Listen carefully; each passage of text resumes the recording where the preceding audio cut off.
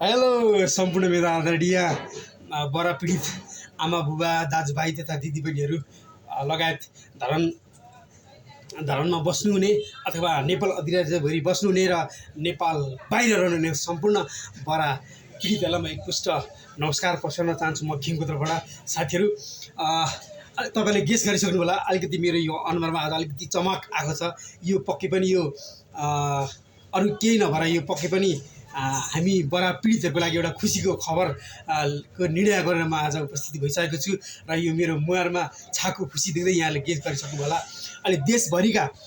देशभरिका सहकारी पीडितहरूले पैसा आफ्नो बचत फिर्ता पाउने मात्रा बढिरहँदाखेरि अहिलेसम्म धरानको बरा र सिरिया सहकारीको बचत फिर्ता पाउने मात्रा बढेको थिएन। तर साथीहरू आज हामी चाहिँ बरा पीडितका केही साथीहरूसँग गएर चाहिँ भलाकुसारी गरेर चाहिँ धरानका एकदम अहिलेका चर्चित सबै मानवमाझमा सबैको मन मस्तिष्कमा छाउन बस्न सफल हुनुभएका हाम्रा धरानका नगर प्रमुख माननीय आइन्द्र मेघाज्यू लगायत अहिलेका धरान नगरपालिकामा कार्यरत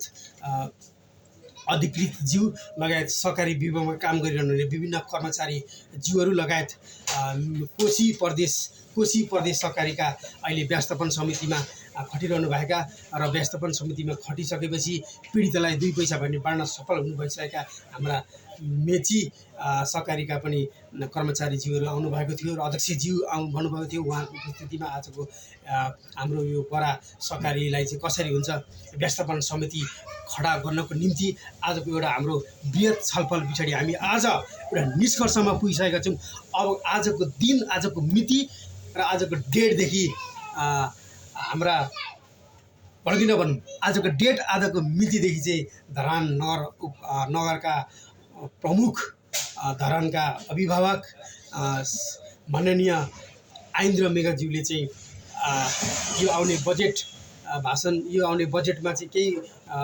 रकम छुट्याएर चाहिँ धरानको चाहिँ बरा सहकारीको पीडितहरूको लागि हकितको लागि एउटा व्यवस्थापन समिति खडा गर्छु भनेर चाहिँ हामीलाई प्रतिबद्धता दिइसक्नु भएको छ। र तपाईँ हाम्रो चाहिँ लगानी गरेको चाहिँ बरामा डुबेको तपाईँ हाम्रो खुन पसिनाको पैसा चाहिँ ढिलो चाँडो आउने एउटा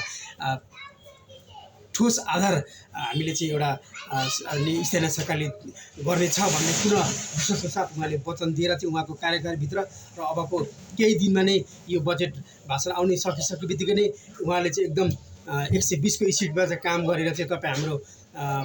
लगानी यी सञ्चालकहरूको चाहिँ चल अचल सम्पत्ति छानबिन गरेर विशेष टोली व्यवस्थापन समिति खडा गरेर चाहिँ त्यहाँ भएको चल अचल सम्पत्ति यिनीहरूको 7 पुस्ते सम्पत्ति छानबिन गरेर तपाईँ हाम्रो रकम फिर्ता दिने ढिलो चाँडो के कति हुन्छ उहाँले दिने मात्र उहाँले ठोस आधार र ठोस प्रमाणसहित उहाँले चाहिँ हामीलाई आजको मिति र आजको दिनदेखि चाहिँ उहाँले हामीलाई विश्वास दिइसक्नु भएको छ। र सम्पूर्ण साथीहरूलाई म यो खुसीको खबर सुनाउँदै अबको आउने चुनावमा चाहिँ हाम्रो हकितको लागि काम गर्नुहुने हाम्रा नगर प्रमुखलाई भोट दिएर फेरि आगामी चुनावमा पनि उहाँलाई जिताउँ भन्दै म बिदा गर्न चाहन्छु। हस्त जय बरा पीडित।